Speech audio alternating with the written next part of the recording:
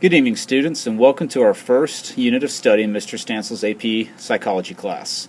Our first unit of study is going to be History and Approaches of Psychology. I apologize for the screen right now. It's a little cattywampus, but we'll get that fixed.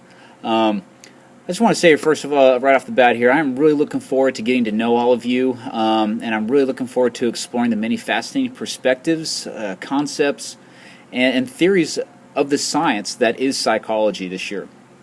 So to begin our year, we will first very briefly explore the roots and development of contemporary psychology, and then its many approaches. Don't forget, it is very important to take notes during these flipped videos, as the content is vital to your success in this class. Alright, well, I'm not going to do this for every unit, but because this is our first unit to start the year, I'm going to go ahead and give you a little overview of Unit 1 objectives. And just so you also know, units are going to be broken down into subunits. All right. So in Unit 1, you see we have three subunits. We have Unit 1A.1, which is our unit today, where we'll be focusing on defining psychology and tracing its historical development. Tomorrow in Unit 1A.2, we'll explain how psychology's different perspectives contribute to a complete view of the human form. And then in Unit 1A.3, we'll identify the major subfields of psychology. All right, so as you can see here on the graphic in this page, the roots of psychology stem from other branches of early inquiry. All right, so you see here we have the influence of philosophy, physiology like medicine, and I just said it, here it is, medicine. Okay, and then academia. All right, our education systems. Okay. These all helped contribute to the contemporary science that we know as psychology today.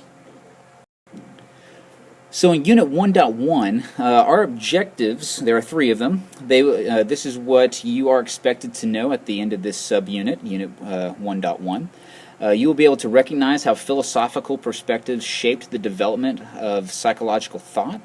You will be able to describe and compare different theoretical approaches in explaining behavior. And you'll be able to identify the major historical figures in psychology. All right. So as you can see, psychology has a pretty early is pretty new in comparison to the other sciences. All right, we're going to talk about that next. All right. So while the study of the mind and human behavior has been a continuing investigation for thousands of years, in only the previous 100 years has it developed into true scientific inquiry. So consider the previous centuries in Europe. It was believed, for example, that the supernatural guided our decisions and behaviors. All right, so for example, one who suffered from schizophrenia in the 1300s would in all likelihood be perceived as being possessed, and as a result would probably be locked into a dungeon or tortured as some form of treatment. However, in China, around the 6th century AD, they're credited with the earliest psychological exams. It involved drawing a circle with one hand while drawing a square with another hand. Medieval Muslim physicians were among the first to develop treatments that we today would call cognitive therapies.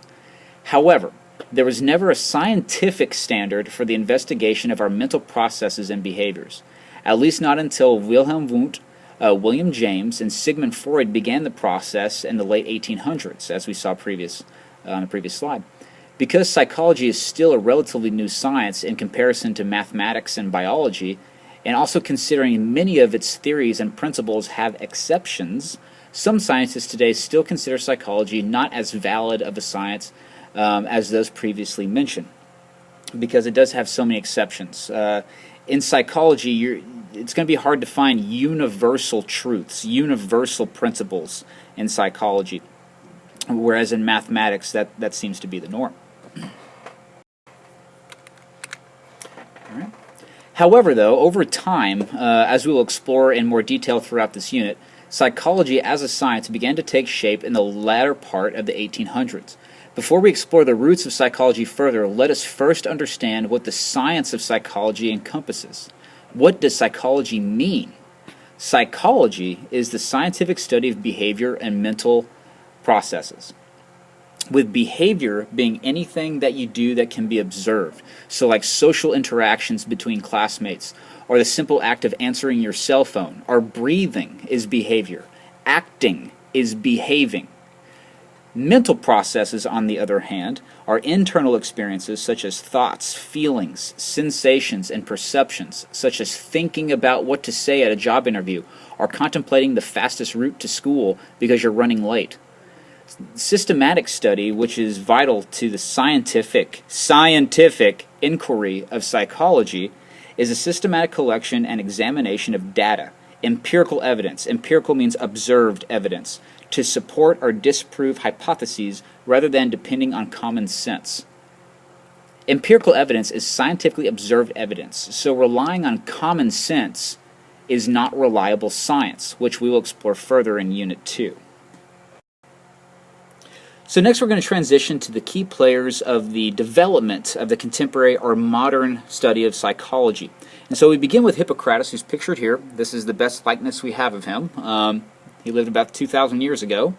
Hippocrates was an ancient Greek physician who's believed to live around 100 to 200 BC. He is credited with being the first person to attribute diseases to the natural world as opposed to the spiritual or mythical world. He emphasized observation for treatment of diseases. This is psychology's first major step toward becoming a contemporary science, although the term psychology still does not come around for another 2,000 years. The Hippocratic Oath is named after him, but for our purposes, he is most significant for his theories on the source of the human mind. Hippocrates posed the belief of dualism. Dualism is the belief that the mind was not composed of physical substance, but instead was a separate entity from our physical body. It was not a part of our body. It was separate from our body. All right. However, one's mind, while being, according to Hippocrates, one's mind, while being separate from the body, would reside in the head or brain. So after the individual died, their mind would continue on. Maybe it would inhabit the body of another individual, and they'd take on a new identity or something like that. However, contemporary theorists and scientists, with their more advanced understanding of human anatomy and biochemistry, adhere more to monism. This is the understanding that the mind and body are unified as one, that the mind is a physical, the sum of physical features of the body. All right. So we will explore these biochemical characteristics of the brain and the body and more in Unit 3. But we will discuss this debate further throughout this unit.